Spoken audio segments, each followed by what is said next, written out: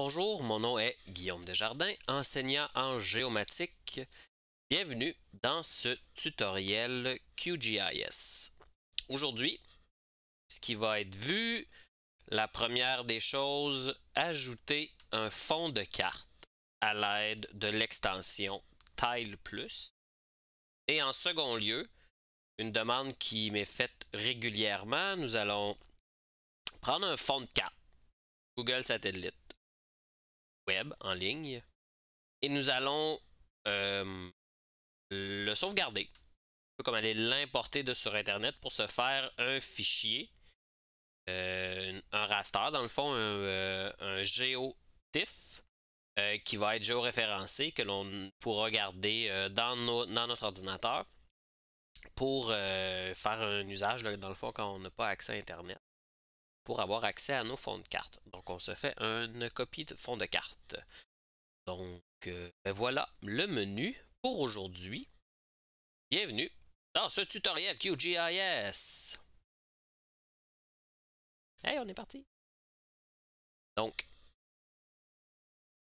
l'idée de Tile+, ok, il y a énormément de façons d'avoir accès à des fonds de cartes satellites. Ok, il y avait dans QGIS, il y avait deux. Il y avait le Quick Map Services, qui maintenant dans QGIS 3, ça a pris plusieurs versions avant qu'on ait une version stable de Quick Map Services. Quick Map Services qui fonctionnait très bien. Et depuis maintenant un certain temps, là, depuis les 3.10, ça fonctionne aussi de façon raisonnable. Il y a les tuiles XYZ, qui est une autre méthode pour importer des fonds de carte. Et puis, il y a un membre de la communauté qui a programmé une extension qui s'appelle Tile+, donc tuile, qui nous permet de, en fait, là, prendre les raccourcis pour que ce soit vraiment beaucoup plus simple, intégrer des fonds de carte. Cette extension-là, Tile+, n'est pas disponible dans le répertoire de QGIS. Okay? Ce n'est donc pas une extension qui a subi ou passé au travers du processus d'évaluation de QGIS, donc parce qu'il y a des étapes là, avant de se rendre dans le répertoire des extensions de QGIS. Cette extension-là est disponible sur Internet sous forme de fichier zip, puis tout simplement, on télécharge le zip, puis on l'installe comme une extension conventionnelle, ce que je vais vous montrer. L'extension Tile+, on peut la retrouver à différents endroits sur Internet, mais il n'y a comme pas de site web. Là. Donc, en faisant des recherches sur Tile+, sur Internet, vous allez trouver des sites web dans lesquels on trouve un lien. Ça, dans le fond, ce lien-là est souvent branché sur un fichier dans probablement Google Drive ou Amazon Services, AWS, qui nous permet de télécharger le fichier. Vous allez trouver dans la description de ce vidéo le lien vers cette extension que vous allez pouvoir télécharger à même le lien qui va se retrouver dans la description de cette vidéo. Allons-y, ça fait presque 4 minutes qu'on parle. Allons-y dans le vif du sujet. Donc, ok, ici on a un projet de QGIS qui est complètement vide et nous n'avons pas l'extension Tile+. Ok? L'extension Tile+, je suis allé la télécharger sur Internet. Elle se retrouve dans mon dossier de téléchargement. Dans le dossier de téléchargement, on est parti, on va aller se l'installer à partir du fichier zip. Dans extension, si on zoome ici là, dans extension, on peut aller installer et gérer des extensions. OK? Et dans les menus, nous allons trouver installer depuis un fichier zip. OK? Installer depuis un zip. Avec ça, fichier zip, les trois petits points pour aller sélectionner l'endroit où est notre fichier zip téléchargé de Tile+. Clique là-dessus sur parcourir, on est dans mon dossier téléchargement. Le Tile+ est ici. On sélectionne, on fait ouvrir, installer le plugin. Puis ici, on nous avertit là, from an untrusted source. Donc, elle vient d'un site qui n'est pas, d'une source dans le fond qui n'est pas. QGIS, dans le fond, ne ferait pas automatiquement confiance, là, mais c'est pas méchant, cette extension-là. Donc, continue. Oui. Voilà. C'est tout simplement là. Il est déjà ici, notre Tile+. Ça a été juste ça. On fait fermer notre page des extensions. Je vais me l'amener ici, ma barre d'outils. Vous voyez à quel point c'est magique, là. On fait comme juste choisir Tile+. Et ça nous ouvre là. On sélectionne. C'est magique, ça n'a pas de sens. Donc, Google. Nous, on va aller, mettons, chercher Google Satellite. Ou Esri, là, Satellite. Ça, des belles choses. Là. Puis, on va remarquer aussi que dans Tile+, on peut avoir accès à des cartes qui sont mises à jour de façon dynamique par la communauté.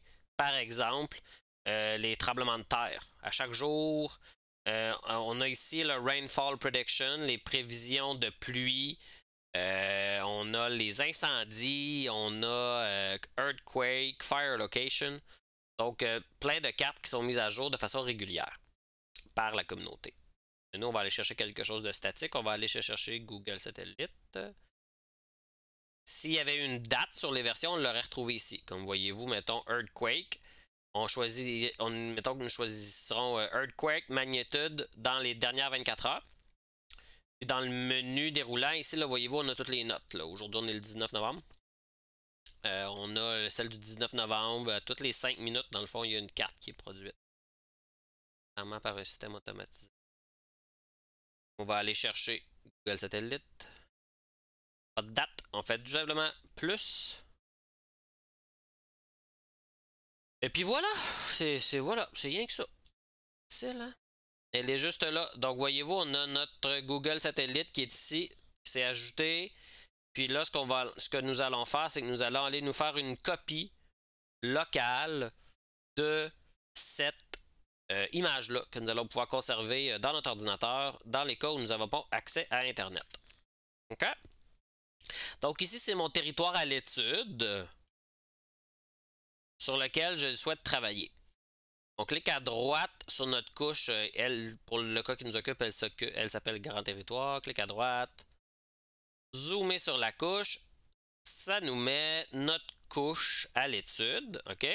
Et la plage, l'étendue de l'image que l'on voit, c'est ce que l'on appelle le canevas. OK?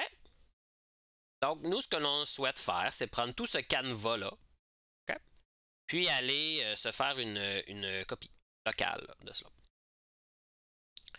Relativement simple. À partir de la carte Google Satellite, en fait, pas de la carte, mais bien du fond de carte satellite, de l'image du raster, dans le fond. Clique à droite, exporter, et on va aller faire enregistrer sous. Donc, nous avons cliqué à droite sur la couche, nous sommes allés dans exporter et ensuite enregistrer sous. OK? Là, c'est là ici qu'il faut faire un petit peu attention. Ce qu'on va faire, c'est qu'on va s'enregistrer le raster comme mode de sortie. Bon, nous autres, on ne choisit pas données brutes, on choisit image. OK? Format GeoTIFF, c'est un TIFF, donc une image matricielle. OK? Géo, donc pour géoréférencer. Donc, il existe les formats GeoTIFF, des images TIFF géoréférencées. On désélectionne créer un VRT. Ça va nous causer des problèmes, ce qu'on désélectionne ça. Après ça, on dit à l'ordinateur où souhaites-tu placer notre fichier. Comme d'habitude, à toutes les fois qu'on fait des exportations, c'est la procédure. Donc, on y va avec le 3 petits points ici pour parcourir. Nous allons la mettre, disons, sur le bureau. Puis, on va appeler ça satellite. Puis zone étude. Zone à l'étude. Nous allons faire enregistrer. Créer un géotif. Bon. Ici, l'emprise actuelle. Quelle section on veut qu'il utilise. T'sais? On pourrait dire emprise de la couche sélectionnée. Donc, si on avait sélectionné grand territoire, ça pourrait être bon. Calculer depuis la couche. On pourrait lui dire prends seulement à l'intérieur d'une couche. Disons, prends seulement à l'intérieur de notre couche qui s'appellerait grand territoire. Mais nous, ce que nous allons sélectionner, c'est étendue du canevas de la carte. Okay? Donc, il va nous prendre de gauche à droite et de haut en bas sur l'ensemble de l'image. On va donc avoir accès à des images extérieures, à l'extérieur de la zone d'étude, pour permettre de faire une mise en contexte, si jamais on fait une cartographie plus grande. Okay? Bon, résolution. Ici, là, la résolution, puis on voit qu'on n'a pas d'échelle. OK? On sait que l'échelle est tout le temps relative, en fait la même, que le SCR, là, le système de coordonnées géographiques du logiciel. Okay? Donc ici, on voit qu'on est en pseudo-Mercator. On est donc en mètres. 3857.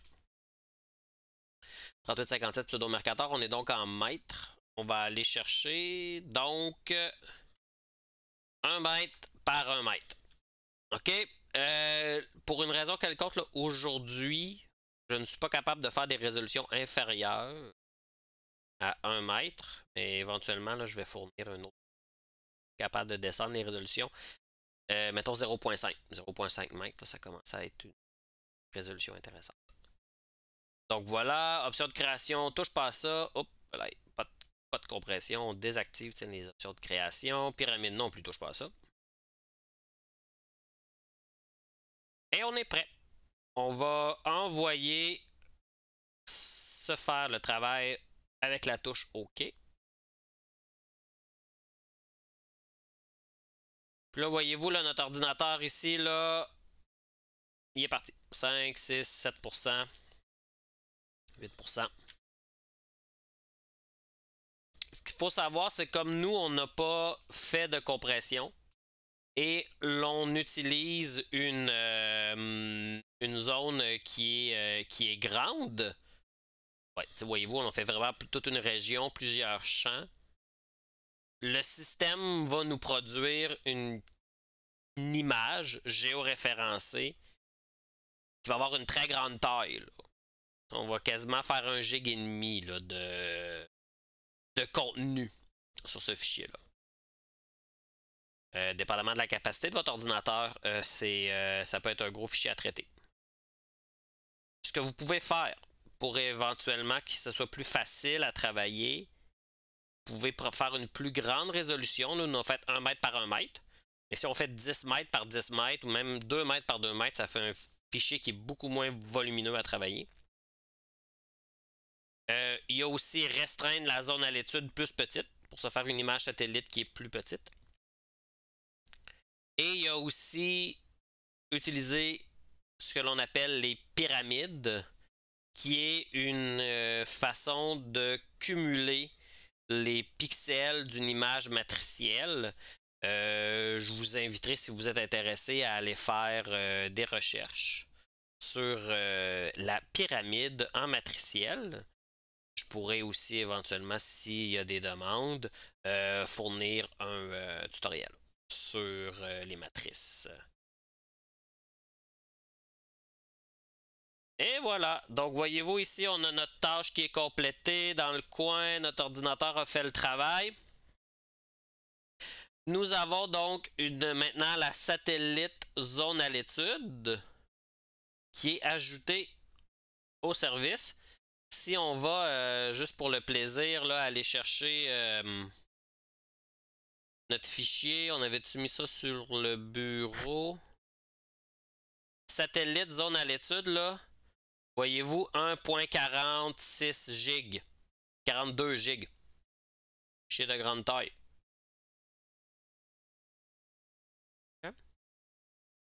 Donc, si on désactive notre image satellite, que l'on zoome à l'extérieur, nous voyons que nous avons notre carte coupée. Okay? Du même principe, puis là, ça, c'est comme c'est une image qui est géoréférencée. Disons qu'on la supprime. Et qu'on va aller dans le menu couche. Oups. Ajouter une couche, raster. Chercher notre raster dataset. Satellite zone à l'étude. On l'ajoute. Et on fait fermer. Mettre dessous notre territoire à l'étude. L'image, elle est géoréférencée. On n'a donc pas besoin de la placer. Là. Il y a l'information à l'intérieur d'elle-même. Là, voyez-vous, on a fait 1 mètre par 1 mètre. OK? On va aller se rapprocher de la ferme qu'il y a ici. Donc, je vous invite à travailler des différentes compressions et différentes tailles de fichiers parce qu'il y a une certaine variation. Voyez-vous, là, je vous affiche à l'image le toit d'une ferme qui a été faite avec notre image qu'on a faite au 1 mètre par 1 mètre. Donc, quand même assez pixelisé. Là, je vais vous afficher l'image d'origine. Donc, voyez-vous, l'image d'origine, elle est plus précise, là, mieux définie. Plus sharp. Donc, voyez-vous, là, il y a une certaine... des ajustements à faire à ce niveau-là. Mais ça permet quand même un très bon dépannage. Là, c'est sûr qu'on est allé très proche, mais voyez-vous, là, quand on commence à être plus loin sur le territoire, et je passe de l'image satellite zone à l'étude ou bien le Google satellite, ça fait très peu de variation. Donc, dans ce tutoriel, ce que nous avons fait, nous avons vu 2 choses. Nous avons vu l'installation de l'application Tile+, dont vous pourrez trouver l'URL de téléchargement dans la description du vidéo. Et nous avons regardé comment se prendre une copie locale d'un fond de carte satellitaire pour permettre d'en faire un usage hors ligne. Puis ce fond de carte-là est géoréférencé à l'aide du GeoTIFF. Donc, ben voilà. Merci et bonne fin de journée.